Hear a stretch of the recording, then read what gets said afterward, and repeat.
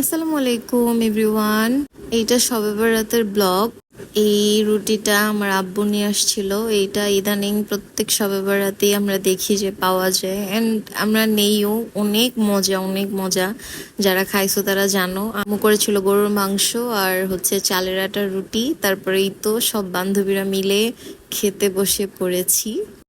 ওই দিন ওরা সবাই রোজা ছিল, মানে ভাবা যে এইটুক এইটুক মানুষ ওরা রোজা রাখে। তারপরে তো আব্বু আম্মু, মানে আমরা সবাই একসাথে খেয়েছি। যাই করি আমরা একসাথেই করি। বড় রুটিটা ফুপ্পি নিয়ে আসছিল, এটা অনেক মজা। এমনিতেও সালমা ফুপ্পি যাই আনে তাই অনেক মজা। এই তো রাত্রে 2টার দিকে আমরা হয়তো আইসক্রিম খেয়েছিলাম। এইটা আমাদের খাইয়েছিল জুই। থ্যাংক ইউ জুই।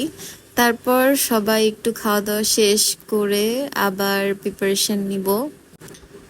এই রাত 4টার দিকে অলমোস্ট সেহেরির টাইম হয়ে গেছে, তখন আব্বু আইসক্রিম নিয়ে আসছে আমাদের জন্য।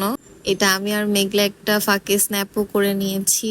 এত ভালো লেগেছিল আমার, ঠান্ডার দিনেও ঠান্ডা অনেক ভালো লাগে। আজকের ব্লগটা এই পর্যন্তই, সবাইকে জানাই টাটা।